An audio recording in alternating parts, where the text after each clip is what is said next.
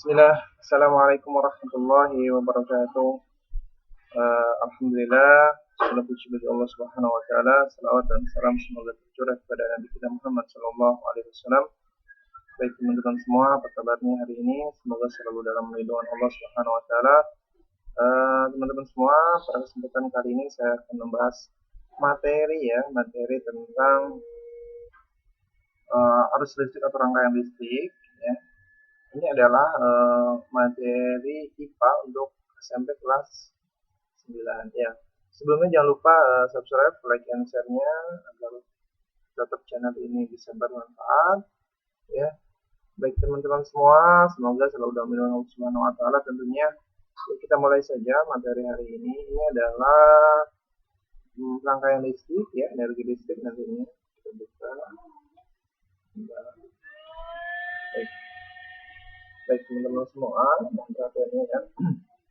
Nah ini di bab 5 ini ya, saya mengambil buku referensi dari Erlangga ya. Ini adalah untuk SMP kelas 9 saya sudah sebutkan tadi di awal. Nah di bab 5 ini kita akan membahas itu adalah rangkaian listrik ya. Rangkaian, sebentar saya pakai pen dulu sini. Nah ya, rangkaian listrik, energi listrik, dan daya listrik ya. Apa nanti kan kita bahas satu-satu semua materi ini. Jadi teman-teman semua tolong diperhatikan ya, tolong disimak dengan baik-baik. Nah, ini adalah konsep yang akan kita bahas. Artinya konsep dasarnya dari sini ya. Tetap konsepnya seperti ini ya. Mudah-mudahan teman-teman bisa mengilustrasikan ya nanti apa itu penghematan energi ya melalui apa misalnya, karena kan berhubungan dengan ini listrik dinamikanya seperti ini ya. Untuk listrik itu ada rangkaian listrik, ada energi listrik di sini ya, ada daya listrik ya, ada sumber energi listrik sehari-hari ya seperti ini, ada energi alternatif. Nah ini nanti semua satu persatu kita insya Allah akan kita bahas singkat saja ya. Baik teman-teman semua, perhatikan. Nah, rangkaian listrik, energi listrik dan daya listrik. Listrik itu sudah menjadi hal yang vital bagi kehidupan manusia, betul ya? Karena sekarang ketika mati lampu aja kita kan susah kan gelap ya. Beda halnya ketika dahulu, walaupun dahulu cuma hanya api pakai api biasa dengan minyak tanah. Tapi sekarang listrik sudah menjadi kebutuhan yang amat sangat penting dalam kehidupan sehari-hari, apalagi di kota-kota besar ya, seperti Jakarta, mungkin kota Bekasi misalnya ya. Nah, banyak peralatan yang membutuhkan energi listrik untuk menggunakannya, seperti lampu, ya, komputer, televisi, dan ini juga yang saya buat tentunya harus menggunakan energi listrik. Nah, teman-teman semua, beberapa sumber listrik yang kita kenal, diantaranya ini ada sumber yang menghasilkan energi ya, jadi energi yang nantinya energi listrik tadi. Jadi sumber listriknya itu ada. Yang kita kenal biasanya itu adalah baterai ya, baterai buat handphone ya, baterai buat laptop misalnya, aki ya, aki juga sama, aki juga seperti aki mobil ya, motor, dan dinamo itu juga sebagai sumber listrik ya. Dinamo seperti bisa diputar seperti itu, dia yang menghasilkan sumber listrik. Nah akan tetapi di sini ya, banyaknya penggunaan listrik menimbulkan kekhawatiran akan habisnya persediaan listrik, betul ya. Untuk itu saat ini mulai dipikirkan sumber-sumber energi listrik alternatif seperti bioenergi, penggunaan nuklir, energi matahari ya, energi matahari dengan menggunakan penyerap panas itu, menampung panas, dia bisa mengubah energi listrik, panas bumi ya, angin, dan arus pasang surut air laut. Tapi ini semuanya membutuhkan biaya yang sangat besar ya. Nah, kan di sini kita membahas rangkaian listrik. Rangkaian listrik itu kita ini dulu arus listrik ya teman-teman semua. Arus listrik, jadi arus listrik adalah aliran muatan listrik Ya, muatan listrik tersebut mengalir dari kutub positif, perhatikan ya, ke kutub negatif. Jadi alirannya kan selalu dari arus listrik itu dari positif ke negatif ya. Nah, arah arus listrik itu sama dengan arah gerak muatan positif. Arah arus listrik dapat mengalir pada sebuah rangkaian listrik tertutup. Ujung-ujung rangkaian dalam keadaan tertutup. Demikian ya teman-teman ya. Jadi lampu ini sebenarnya lampu dan filament. Ini kan lampu bolham ya. Di sini kan nyala nih. Ini adalah sebuah arus listrik. Nah, kuat arus listrik ya. Jadi kuat arus listrik itu menentukan banyaknya muatan listrik yang mengalir tiap sekon. Kuat arus listrik ya simbolnya ini ya. Nah, kuat arus listrik adalah ampere. Ini satuannya ampere, simbolnya I. Satuan tersebut diambil dari seorang ilmuwan Prancis yaitu André Marie ya, atau André Marie Ampere. Ampere ini adalah nama seorang ilmuwan dari Prancis ya. Ini jadi I itu kuat arus itu muatan listrik kolom ya per sekon. Sekon itu waktu. Jadi kuat arus listrik disebut laju muatan listrik. Alat yang digunakan untuk mengukur besarnya arus listrik adalah ampere meter. Paham ya teman-teman yang sampai sini ya. Kalau untuk hitungan yang ini insya Allah mudah ya teman-teman ya. Nah, beda potensial listrik. Arus listrik mengalir dari daerah yang punya potensial lebih tinggi. Perhatikan ya, kalau listrik itu alirannya jadi yang tinggi, perhatikan ya, potensialnya lebih tinggi, perhatikan listrik ke daerah yang punya potensial lebih rendah atau negatif. Jadi kalau teman-teman yang kalau nyambung kabel, usahakan misalnya jangan dari yang gede ke kecil, ya, dari yang kecil ke gede, nanti akan jebol. Atau misalnya dari tegangan listrik kabelnya yang kecil itu berbahaya ya, nggak kuat gitu. Nah, makanya dia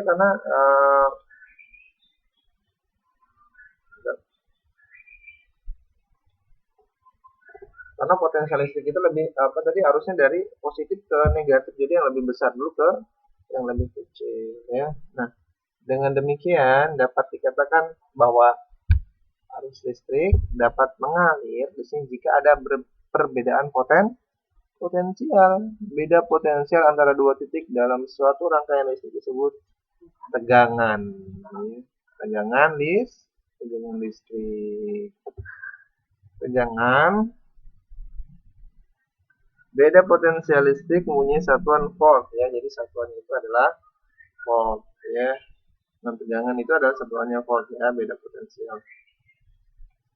Nah, yang diambil dari nama seorang ilmuwan berkebangsaan Italia bernama Alessandro Volta ya. Nah, alat yang digunakan untuk mengukur beda potensial dinamakan voltmeter. Kalau tadi arus itu ampere meter, kalau untuk tegangan itu adalah voltmeter. Kita beranjak ke hukum Ohm di sini ya. Nah, rangkaian listrik sederhana terdiri atas sebuah baterai ya. Biasanya ini ada baterai. Ini sederhana ya baterai. Yang biasanya ketika waktu SD kita sudah melakukan percobaan, ada saklar di sini ya. Ada voltmeter ya. Kemudian ada lampu. Nah, sifat-sifat yang menentukan jumlah arus listrik yang akan mengalir disebut resistansi. Jadi sifat-sifatnya ada di sini. Nah, resistansi atau hambatan ditentukan dengan memberikan beda potensial di antara dua titik pada konduktor dan mengukur arusnya. Jadi R dengan V per I. Jadi V itu adalah beda potensial, I-nya itu kuat arus. Nah, definisi 1 ohm, ini ya 1 ohm, adalah beda potensial yang dibutuhkan di antara ujung-ujung hambatan untuk mengalirkan arus besar 1 ampere. Jadi ini ya, satunya R, hambatan itu adalah tegangan volt per I, kuat arus. Nah, rangkaian hambatan listrik. Nah, rangkaian seri yang pertama, teman-teman ya. Jadi dua lampu yang sama disusun secara seri dan dihubungkan ke sebuah baterai ditunjukkan seperti pada gambar berikut. Jadi kan teman-teman ya, ini adalah rangkaian seri ya. Jadi ada ada lampu juga ketika dihubungkan sama baterai akan nyala. Ketika mati satu misalnya, ya maka akan mati semua. Nah ini ya, ketika mati misalnya dia akan mati juga ya. Ini adalah rangkaian paralel. Ketika yang ini mati, itu kan yang lain juga pasti mati. Itu disebut rangkaian seri ya. Nah, dua buah lampu dengan seri dalam kondisi on. Nah, dua buah lampu dengan seri dalam kondisi off. Jadi kalau ini mati-mati semua. Oke. Untuk mencari nilai hambatan pengganti di sini ya, pengganti resistor yang di rangkaian seri dapat digunakan bersama. Jadi untuk rangkaian seri seperti ini, hambatannya ditambah.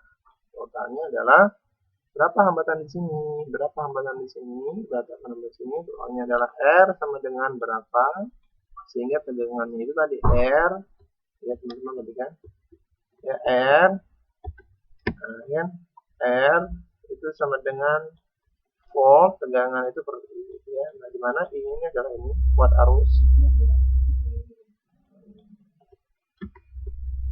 Ada berapa kuat arus yang ngalir, kemudian juga total R-nya ada berapa hambatannya, kemudian voltmeternya kuat tegangannya berapa di sini.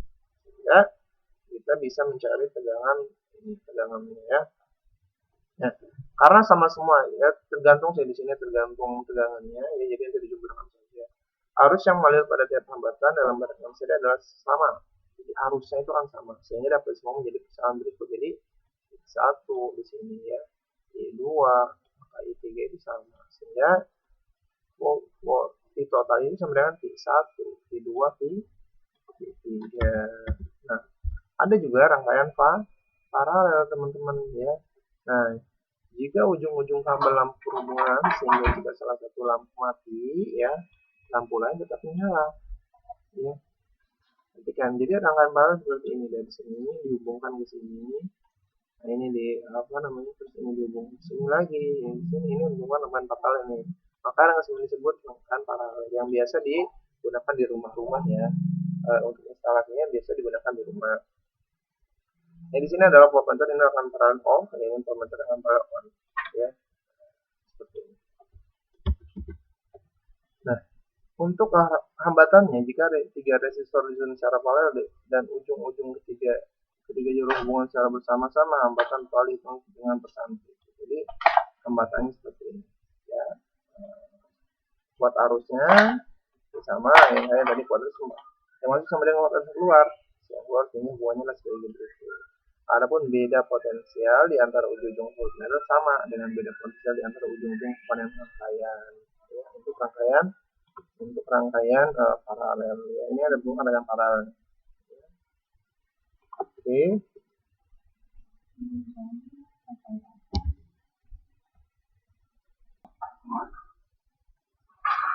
Ya, teman-teman semua ya. Kita nah ini dia. Jadi untuk hambatan rangkaian paralel. Kita akan menentukan perbedaan hambatan beberapa jenis bahan ya. Di sini ada konduktor, semikonduktor dan isolator ya. Nah, pengertian ini tentunya tidak harus saya jelaskan lagi ya di sini karena sudah di awal itu ada penjelasan konduktor, kan mungkin di kelas 7 juga sudah apa itu isolator, sudah bahkan mungkin di SD sudah ada pengertian tentang konduktor, semikonduktor dan isolator. Dan di sini dengan ini rho ya, jadi hambatan jenis hambatan ini hambatan jenis itu rho, dibacanya kayak gini itu pasti rho ya, dibaca rho ya, rho. Jadi hambatan jenis itu adalah ohmmeter ya, ohmmeter. Jadi hambatan ini adalah R, A itu adalah luas penampang kawat, satuannya meter pangkat 2, sedangkan L itu panjang kawat ya. Nah, simbol rho sebagai konstanta pembanding yang disebut hambatan jenis ya. Jadi kalau mencari jadi seperti nantinya, nah, nilainya bergantung pada jenis bahan yang digunakan. Nilai rho dinyatakan dalam satuan ohmmeter. Hambatan jenis ini untuk beberapa bahan ditunjukkan pada tabel berikut. Nah, ini ya. Nah, ini sudah ada ketentuannya untuk hambatan jenis ini ya. Jadi nanti biasanya kalau di soal itu hambatan jenisnya dikasih tahu ya. Sekian ya, untuk emas, aluminium ya. Ternyata bedanya hambatan jenisnya. Ternyata hambatan jenis yang paling tinggi itu ada di karet, sama karet keras di sini. Ini isolator. Ini hambatannya tinggi banget ya, sampai 10⁻13 sampai 10⁻14. Tapi yang paling tidak ada hambatannya, mungkin hambatannya itu kecil banget ya, itu adanya di apa? Di sini kita lihat adanya di sini. 10 banget. Ini kecil banget hambatannya. Ini adalah hambatan jenis pada 20 derajat Celcius ya. Ini adalah hambatan beberapa bahan konduktor, semikonduktor, dan isolator. Nah, kemudian kita akan bahas hukum Kirchhoff. Hukum Kirchhoff itu adalah I masuk sama dengan I keluar sebenarnya. Ini adalah hukum Kirchhoff itu adalah I masuk dikurangi I keluar. Nah, di sini hukum satu Kirchhoff itu menyatakan bahwa pada setiap titik persambungan, jumlah seluruh arus yang masuk persambungan sama dengan jumlah seluruh arus yang meninggalkan persambungan. Jadi I masuk sama dengan I keluar. Ya. Hukum Kirchhoff 1 ini dapat menyatakan persamaan berikut ini ya. 1 jumlah ya, sigma itu adalah di sini jumlah, sigma I1 sama dengan jumlah I2 atau arus yang kedua. Oke, kita lanjut lagi. Energi listrik. Nah, adapun energi listrik itu untuk memindahkan muatan dari satu tempat ke tempat lain diperlukan energi. Nah, besarnya energi ini dapat ditulis dalam persamaan berikut ya. Jadi W itu sama dengan Q per QP ya. Q itu apa? Besar muatan yang dipindahkan. P itu adalah beda potensial. Q itu adalah besar muatan. W itu sama dengan di sini adalah L T kuat arus. Jadi macam-macam ya di sini energi itu ya. Q, jadi Q itu sama dengan di sini berarti itu sama dengan LT ya. Nah, atau W sama dengan VLT, jadinya W itu sama dengan, karena P itu sama dengan IRT, jadi W itu sama dengan I kuadrat R sama kali T ya. Ini adalah persamaan-persamaan dari energi listrik. Jadi teman-teman jangan bingung dengan rumus-rumus ini adalah rumus turunan-turunan semua ya. Nah, satuan lain yang sering digunakan untuk energi kalor yaitu kalori ya, atau kilokalori ya. Hubungan antara satuan kalori dan satuan joule adalah sebagai berikut. Jadi 1 kalori itu bisa menghasilkan 4,2 joule ya. Oleh karena itu dalam peristiwa perubahan energi listrik menjadi energi kalor panas ya, berlaku persamaan energi yang bersifat kalori W sama dengan 0,24 VLT ya teman-teman semua. Kita masuk ke perubahan energi. Itu energi listrik. Energi listrik menjadi energi kalor. Ini solder contohnya, ini merupakan salah satu alat pengubah energi listrik menjadi energi kalor. Kemudian ada juga energi listrik menjadi energi kimia. Contohnya itu adalah pada penyepuhan. Ya. Kemudian di sini ya, teknologi listrik dalam kehidupan sehari-hari. Contohnya ada listrik. Ini energi listrik menjadi panas ya. Lampu pijar, cahaya ini ya, panas dan sama cahaya bisa. Karena kan lampu pijar itu kan mengeluarkan panas dan cahaya dia ya. Jadi lampu tabung juga ya, ini juga sama ya. Nah, ini adalah contoh penggunaan atau perubahan energi yang ada dalam kehidupan sehari-hari. Nah, kita akan masuk ke daya listrik. Ini juga sama. Daya listrik adalah besarnya usaha yang dilakukan oleh sumber tegangan dalam 1 sekon ya. Daya listrik dapat dinyatakan dengan bersama berikut. Perhatikan teman-teman, ini adalah rumus dari daya listrik dan ini adalah rumus turunan yang awalnya P 9 W per T. Kita ketahui pada W itu tadi VLT ya. Nah, W itu VLT, sedangkan ini kan habis ya T-nya, maka P 9 TI. Jadi ini seperti ini. Jadi kita ketahui langsung seperti ini ya. Bisa nanti kalau ada tergantung apa ya, nanti ketika di soal apa yang diketahui itu lebih mudah kita menggunakan persamaan mana akan kita gunakan. Ini bisa, ini bisa, ini juga bisa. Ini adalah turunan-turunan sebenarnya. Nah, ini adalah keterangannya ya. Oke teman semua, sumber energi listrik dalam kehidupan sehari-hari ya. Ya, sumber energi listrik dalam kehidupan sehari-hari diantaranya adalah elemen volta. Ini elemen volta kita ketahui teman-teman ya.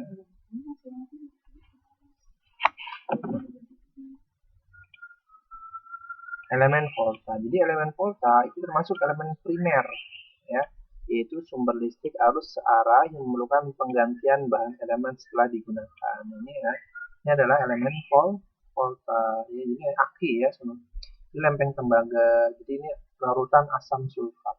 Ya. Larutan aki di sini ya. Ini lempeng zinc di sini. Ya. Ini lempeng tembaga. Jadi Alexander Volta ini penemunya jadi dalam percobaannya menunjukkan bahwa pasangan logam, tembaga, dan zinc membangkitkan GGL ya, yang lebih besar daripada pasangan logam lainnya. Nah, ada juga di sini elemen Danil. Elemen Danil merupakan modifikasi dari elemen Volta sebenarnya. Itu dengan memperbaiki penampilan elemen bejana tembaga sebagai elektroda positif dan batang zinc sebagai elektroda negatif. Ini adalah larutan tembaga sulfat CuSO4. Ini larutan H2SO4 encer, ini bejana berklori, dan ini bejana tembaga. Jadi ini adalah yang ini sekarang negatifnya, ini positif. Yang ini batang zinc. Jadi teman-teman semua, elemen kering itu yang biasa kita ketahui yaitu adalah aki ya. Adalah aki. Jadi elemen basah sekarang sudah jarang digunakan. Kenapa? Seperti aki basah itu jarang ya. Bahkan di kendaraan motor sama mobil itu sekarang menggunakan elemen kering ya. Nah, dalam kehidupan sehari-hari salah satu contoh elemen kering adalah baterai ya. Kalau yang di mobil itu sekarang makanya aki kering. Kenapa? Karena kalau aki basah itu kalau habis bisa diganti. Jadi tapi kalau aki kering kalau habis ya sudah tinggal dibuang atau mungkin diganti ya. Elemen kering pertama kali dibuat oleh Lens sehingga disebut elemen Lens. Ya, Lens apa nih ya, agak susah nyebutnya ya teman-teman semua ya. Lens ya, atau penuh. Nah, di sini adalah sebuah gambaran seperti ini ya. Nah, baik teman-teman semua, nah ini ada beberapa nih. Ini baterai handphone ini pakai kering kan. Nah, ini juga baterai sekunder, adanya baterai yang bisa di charger ulang. Aki, nah ini kalau aki ya. Elemen sekunder basah adalah aki yang tadi ya. Jadi jenis aki yang umum digunakan adalah aki timbal. Jadi ini adalah larutan asam sulfat. Nanti kalau aki itu habis diganti biasanya. Kalau ini, jadi nanti larutannya kan habis. Nah, dalam proses pengisian, aki akan mengalami perubahan energi dari energi listrik menjadi energi kimia. Dan sebaliknya, dalam pemakaian akan menjadi perubahan energi kimia menjadi energi listrik. Jadi kalau dari pengisian itu dari mengalami energi listrik menjadi kimia. Sebaiknya berbaliknya, tapi kalau dari ketika penggunaan dari menjadi energi kimia menjadi energi listrik teman-teman ya. Nah, pembacaan nilai tegangan listrik pada voltmeter ya teman-teman semua, ini nanti ini sudah biasa dilihat ya untuk voltmeter ini ya. Angka skala yang ditunjuk oleh jarum voltmeter menunjukkan nilai tegangan atau beda perluasan diukur. Nah, cara kerja dalam pemasangan voltmeter untuk mengukur beda potensial atau tegangan antara ujung-ujung lampu L adalah sebagai berikut. Tentukan dua titik pada ujung-ujung lampu L, misalnya titik P dan Q di sini teman-teman ya. P dan Q ya. Nah, berdasarkan arah arus listrik, titik P adalah negatif, titik Q adalah positif. Maka titik P pada terminal negatif, Q pada terminal positif, nanti akan terlihat ya dalam voltmeter. GGL dan tegangan jepit ya. GGL itu adalah gaya gerak listrik ya, GGL itu. Nilai yang ditunjukkan oleh jarum voltmeter ketika elemen sumber listrik tidak mengalirkan arus listrik ini disebut dengan gaya gerak listrik ya, dinyatakan dengan elemen sebenarnya ini ya. Suatu saat suatu rangkaian listrik sakalar dalam keadaan on atau tertutup, berarti terjadi aliran arus listrik di sini. Nah, lihatlah angka yang ditunjukkan jarum pada voltmeter ya teman-teman semua ya. Nah, nilai yang ditunjukkan oleh jarum voltmeter ini saat elemen memberikan arus listrik disebut dengan tegangan jepit ya, atau dinyatakan dengan V ya teman-teman semua. Nah, seperti ini ya. Ini elemen itu adalah V tegangan jepit ditambah dengan tegangan pada hambatan atau VF ya. Oke teman-teman, kita akan ini adalah sumber energi listrik alternatif listrik ya. Nanti ini adalah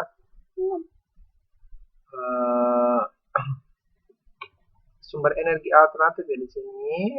Jadi energi alternatif itu adalah pilihan sebenarnya, teman-teman. Ini sudah gunakan menggantikan nanti pilihan bakar minyak bumi. Jadi kan minyak bumi suatu saat nanti akan habis ya.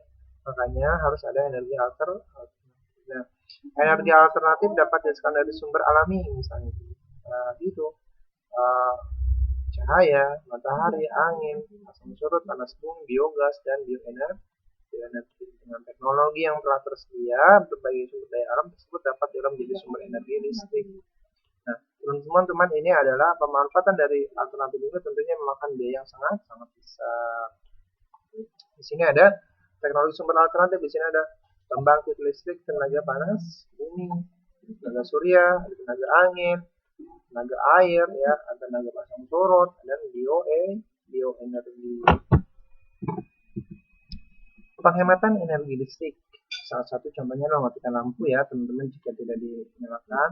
Yang penting itu adalah matikan yang tidak. Matikan lampu tabung akan lebih hemat dibandingkan lampu pijar.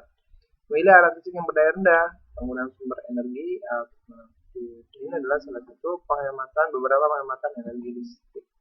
Baik teman-teman semua, ya tampaknya materinya cukup sampai di sini ya, karena untuk masalah perhitungan nanti ada beberapa soal, nanti insya Allah ada pembahasan, bahkan mungkin ada beberapa soal. Silahkan dipelajari, nanti akan saya kirimkan linknya insya Allah di bawah description bisa, atau mungkin bisa langsung ke berikan kolom komentar ya, nanti saya berikan insya Allah. Baik teman-teman semua, jika ada pertanyaan atau apapun itu silahkan langsung saja jawab ke saya ya. Kritik dan saran tentunya sangat diperbolehkan ya, supaya bisa saling mengingatkan. Baik, mudah-mudahan materi ini bermanfaat. Saya cukupkan, kurang lebihnya mohon maaf. Jangan lupa subscribe, like, dan share-nya. Sallallahu alaihi wasallam. Assalamualaikum warahmatullahi wabarakatuh.